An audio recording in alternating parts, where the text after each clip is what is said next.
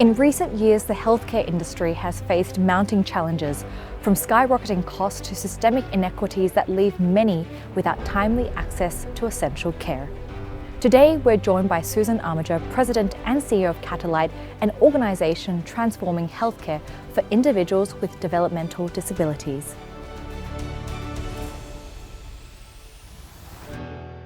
So first of all, Susan, welcome to snowy and sunny Davos.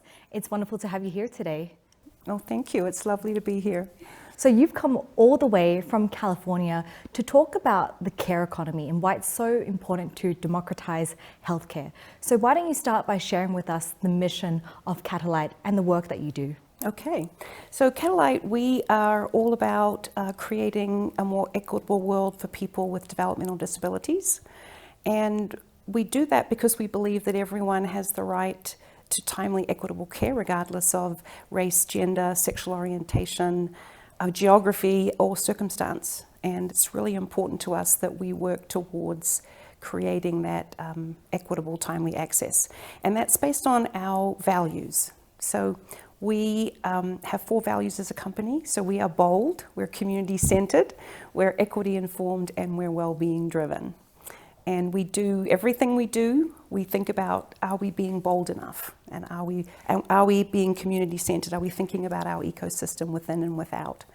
And then we want to be equity-informed always and well-being driven. It's very important for both the families we serve and the workforce that we support. Now, timely access to healthcare services still remains a chronic concern. So how is Catalight really trying to tackle this? Yes, it's a huge problem, I think, worldwide. So we're looking at it in currently in 3 main ways. So we're looking at reimagining the patient journey. So typically now, if you come into a healthcare system, you are referred for care that is maybe available immediately, maybe not. We know that in the US there's up to 2-year waiting lists, and I believe that is common in other parts of the world too. So we really want to think about, if we are putting the patient in the center, if we're saying people need timely, equitable access to care, then we need to build a system around that, as opposed to saying, here is the system, see if you can fit into it.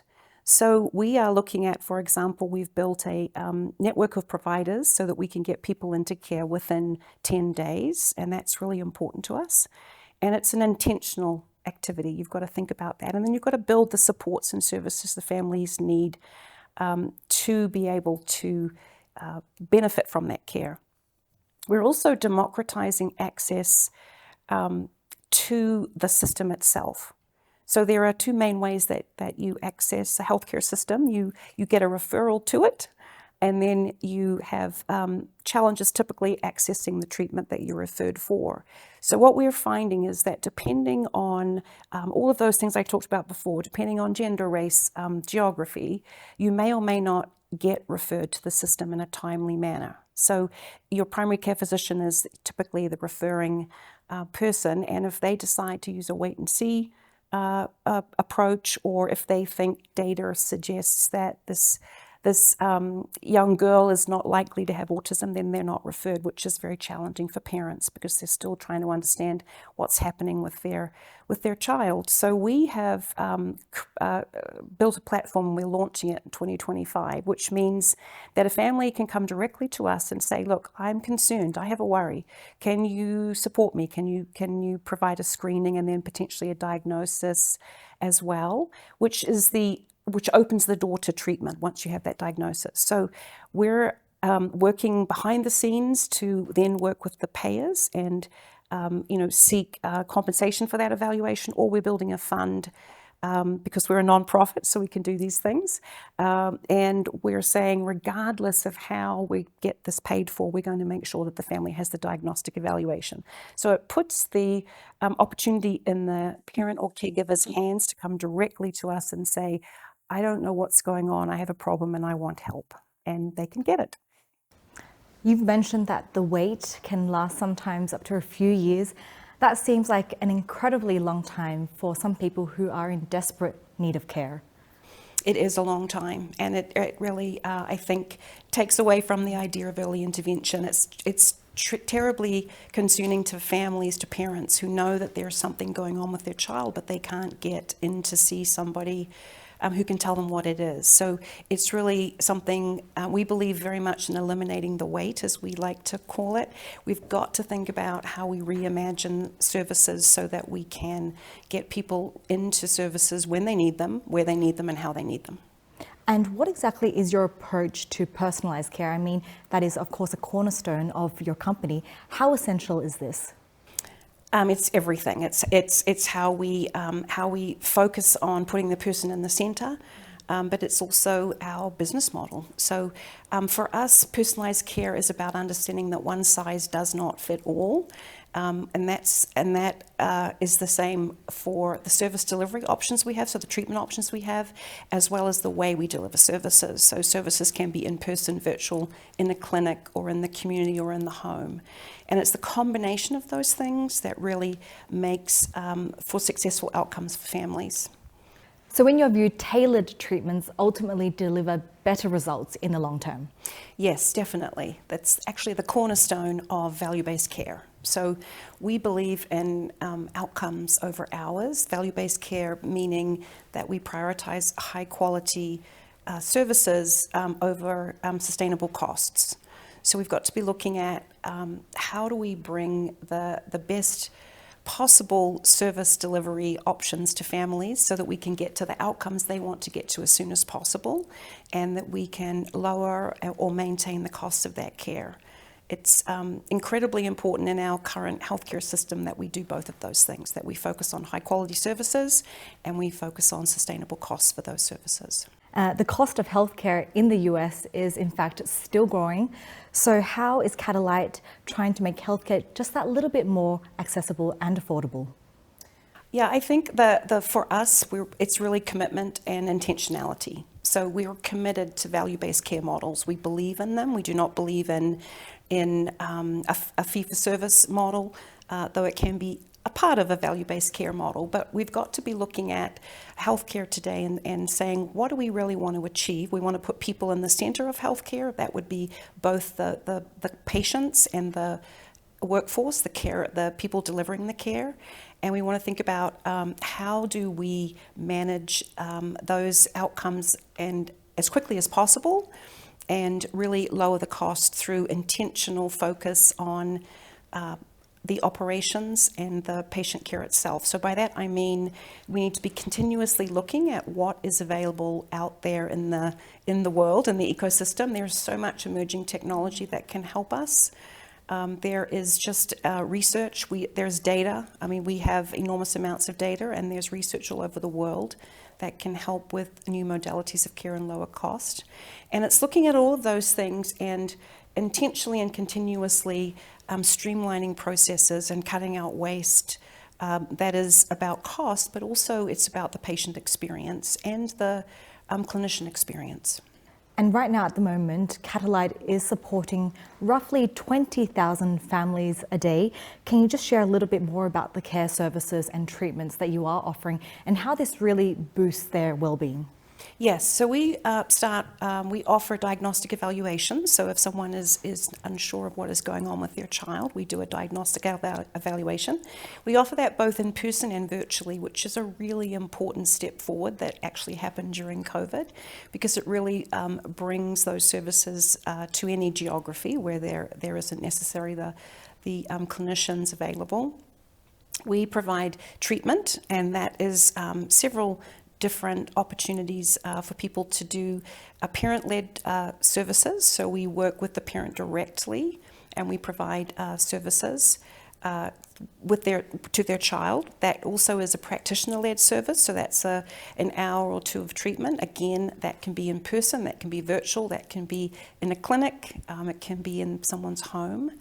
Along the way, we do various assessments for various reasons. We have things like social skills groups, and then we have specific treatments for somebody who might be more impacted by an intellectual disability. So they might need a tailored treatment program for their specific needs.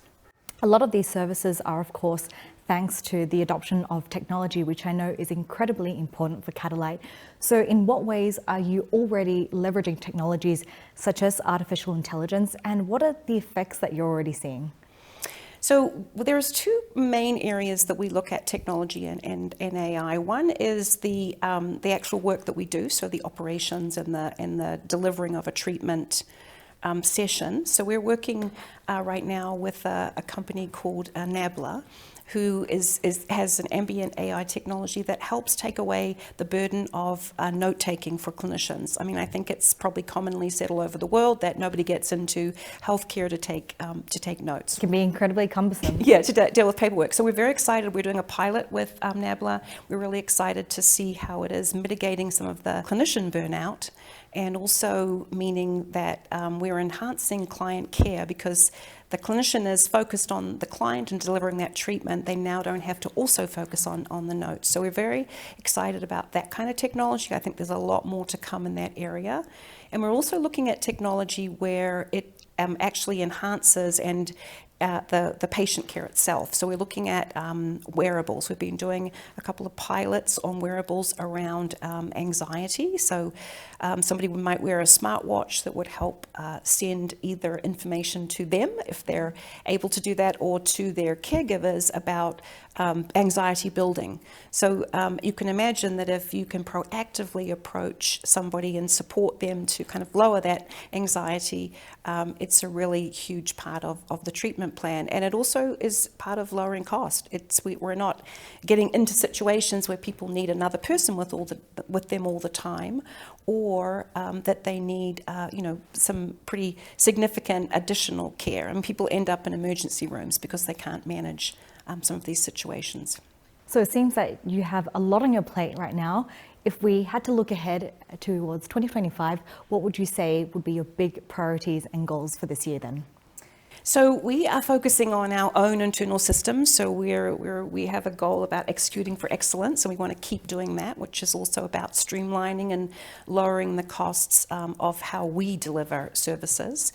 And we're really focused also, which is very exciting, on what we call wraparound services. So we're looking at building, which will be really a pretty groundbreaking, a respite program for those people who don't understand the word respite. It means that somebody who has a child or an adult child with a disability, they get a break from caring for that person, and the person themselves does something fun and interesting. So for the first time, we're going to build a program that is going to be part of the treatment plan. So when somebody comes into our services, for example, we do a parent stress and a parent confidence index, and based on those scores, they would also, going forwards in 25, we're piloting this, they would be also prescribed, I use prescribed a little loosely, but they would also be prescribed hours of respite. And we believe this is a really important step forward in how we address some of really the social drivers of health for caregivers of somebody with a disability.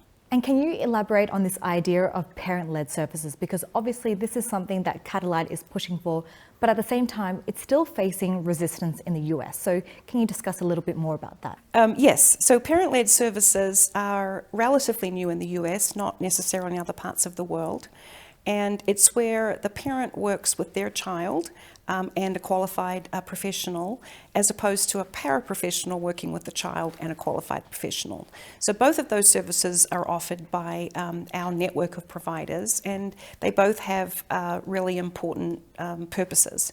What we're seeing with parent-led is that when people come into our services, we offer a stress and confidence index, and they fill out those, and we get a score, and we decide what treatment they need. What we're seeing with parent-led services is that confidence is going up and stress is coming down.